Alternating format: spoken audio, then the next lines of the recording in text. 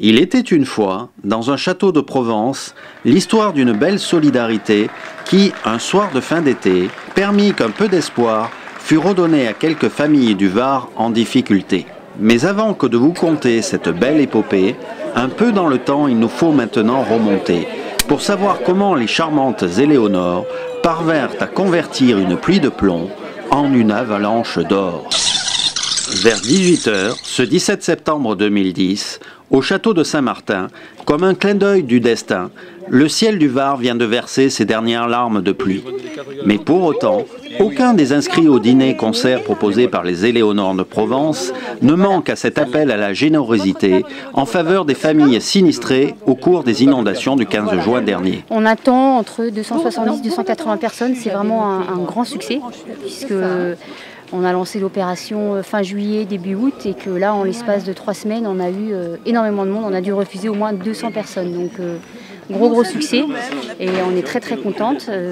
On a surtout Valérie Roussel et Adeline de Barry et moi-même, un petit peu les chefs d'orchestre de cette soirée. On est très contente du rendu. Effectivement, il y a de quoi. Mais qui sont ces Éléonores de Provence qui sont ici à l'origine de cette merveilleuse initiative? Les Éléonores, en fait, c'est une association de femmes chefs d'entreprise qui sont toutes autour des métiers de l'art de la table, que ce soit en grande majorité vigneronnes. Nous sommes 35. L'association existe depuis 2008. Et donc, l'idée, c'est de pérenniser nos métiers, notre savoir-faire et de pouvoir transmettre, tout en préservant la notion de qualité et de respect de l'environnement aussi, tout en étant aussi toujours très solidaires les unes envers les autres, et ce soir en est la preuve.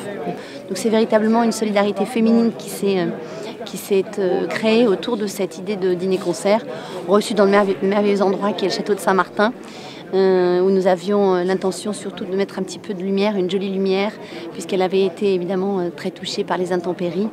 Et l'idée était effectivement de faire preuve de solidarité et de pouvoir rassembler des fonds qui seront reversés entièrement au Sort Optimiste au profit des familles démunies de la Dracénie. Et donc, en ce 17 septembre 2010, ils furent très nombreux à avoir souscrit à l'invitation de ces Amazones des terroirs sudistes, qui au sein d'un de leurs châteaux dorés, pour autant peu épargnés par ces mêmes inondations qui semèrent la désolation, avaient souhaité démontrer qu'en Provence, solidarité rime avec art de vivre et convivialité.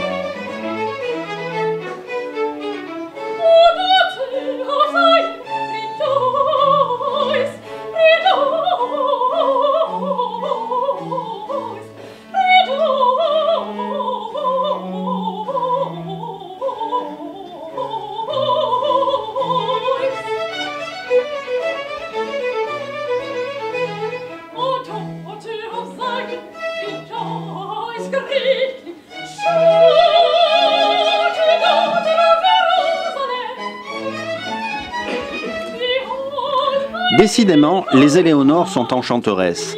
Et la divine voix de cette Éléonore-là, jeune soprano de seulement 20 ans, fit penser à plus d'un invité que même si cela avait coûté à son porte-monnaie, il était bien heureux que d'être à ce point privilégié. Oui, je crois qu'il y a un vrai élan de solidarité et je crois que les gens ont vraiment compris que c'était un beau geste qui était organisé par les Éléonores et que c'était important qu'ils soient là ce soir. Pas trop difficile puisque vous êtes des deux côtés de la barrière, si je puis dire. Vous êtes vous-même sinistré. Oui, c'est vrai, mais là, j'oublie totalement ce qui s'est passé chez nous pour travailler beaucoup plus ce soir pour les familles sinistrées, c'est-à-dire les gens qui ont souffert, les enfants qui ont perdu leurs affaires d'école, les enfants qui ont perdu des membres de leur famille, les parents qui ont perdu des parents ou des amis, etc. Donc là, vraiment, la soirée de ce soir est complètement dédiée aux familles et à tous les gens qui ont souffert sur le plan humain. Quand il y a eu ce désastre d'inondation au mois de juin, on s'est appelé, on a dit mais attendez, il faut qu'on fasse quelque chose. Les Éléonores de Provence, ça fait 2 ans qu'elles sont créées. C'est notre terroir, on vient d'ici. On s'est dit, on fait une soirée pour récolter des fonds pour les sinistrés. Et on était parti sur 100 personnes. Et puis après on a dit 180. Et puis après on a dit 200. Et puis après on a dit 220. Et finalement on est 280. Et voilà. Et en fait je suis super fière de nous parce qu'on a réussi à récolter tout cet argent-là. Il y a encore la tombola. Et voilà, en plus il y a du beau monde aussi. Tout le monde a répondu présent. C'est vrai que c'est très touchant, surtout pour une jeune femme chef comme moi, de voir tous ces gens qui se déplacent pour la bonne cause, certes, mais aussi pour notre cuisine. Nous pensons une soirée très agréable. Nous, on est venus pour se retrouver entre amis et pour aider les gens en difficulté. Et ça permet d'aider encore des gens de Draguignan, de toutes les régions. En tous les cas, on vous félicite pour l'organisation et n'oubliez pas de citer le lycée Saint-Louis. Effectivement, les Éléonores comptèrent également sur quelques elfes et autres lutins pour les assister. Les jeunes élèves de l'école hôtelière de Toulon, ainsi que les chefs Christian Boeuf et Philippe da Silva, dirigés à la baguette magique par Herman Scarro, réussirent ainsi l'extraordinaire exploit de transformer un campement improvisé en un grand restaurant étoilé. Alors voilà, ça c'est un peu notre camping géant où on va essayer de faire à manger à 280 personnes qui, je pense, sont affamées. Là, nous avons donc un bouillon crémeux à la truffe d'été qui va être servi avec des petites ravioles d'artichaut qui sont bien au chaud pour l'instant. Et oui, il y a peu sur Unique TV, Yann Arthus Bertrand nous le rappelait. Agir rend heureux, n'est-ce pas? On est venu aider la Dracénie, mais en principe, notre spécialité, nous sommes des piques-assiettes. On vient pour boire à l'œil, pour manger à l'œil. Voilà. Boire, j'ai aperçu autour de nous quelques belles dames et je pense qu'on va finir la soirée en se rinçant l'œil. Voilà. Quelle pouvait donc être cette improbable alchimie inventée ici par les Éléonores pour qu'en même temps que de se faire du bien, chacun puisse concrètement aider ses concitoyens?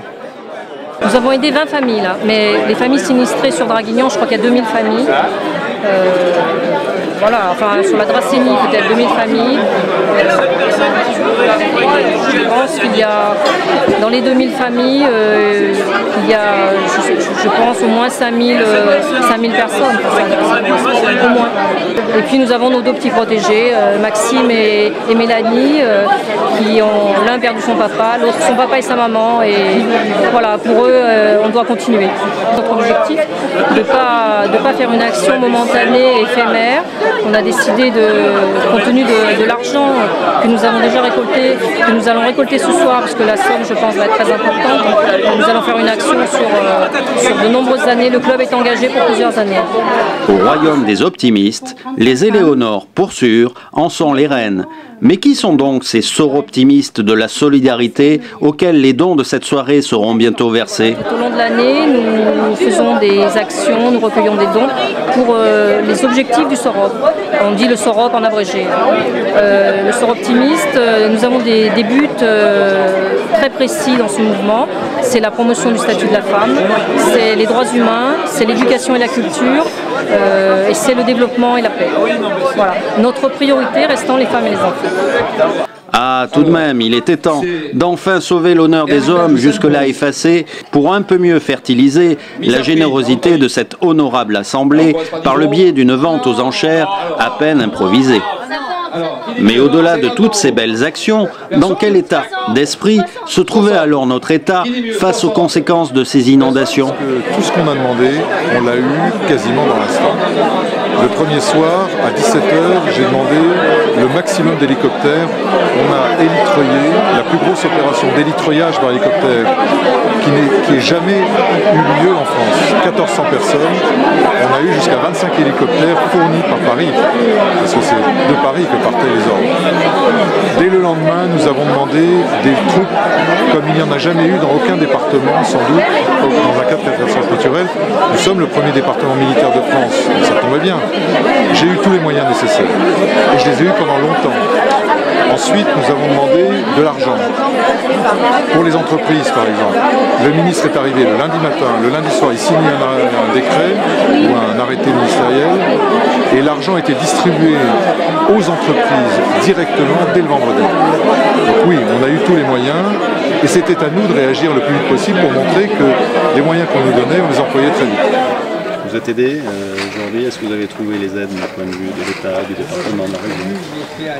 On les espère. On les espère. On a eu 3 jours de pelleteuse. On a eu 3 jours de pelleteuse. Voilà. Sinon le reste, c'est vous-même. Voilà. Et des bénévoles, des amis, des bénévoles. Vous comptez que sur soi-même alors? On verra ça au final. et la solidarité de tous. La solidarité, elle vient surtout des amis, des autres vigneronnes, des gens de la profession, plus que pour le moment pour le reste. Mais les délais sont longs, donc je pense que les choses vont se mettre en place, je l'espère en tout cas. Au bout du tunnel de l'adversité, la lumière viendra probablement des Éléonores et l'on peut résolument compter sur elle, ainsi que sur Unique TV, pour qu'au final la générosité envers tous les sinistrés puisse définitivement triompher.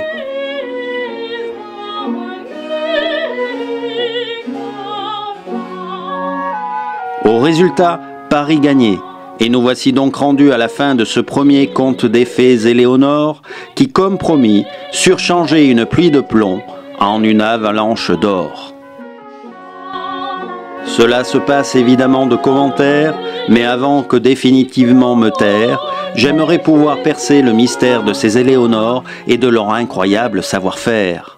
Tout ça, c'est parti d'une envie, enfin moi j'appelle ça le girls power en fait. C'est un peu l'expression que j'ai avec mes filles au restaurant. C'est l'envie d'aider les autres, c'est ce besoin d'aider les autres, je pense qu'on a toutes, qui nous unit et aussi d'utiliser notre notoriété, notre savoir-faire pour aller au-devant des autres. Alors, à la fin des fins, les valeurs du cœur de la Provence ayant été si parfaitement respectées, l'on ne put évidemment se quitter sans que la sainte coupe aux lèvres des Éléonores fût portée.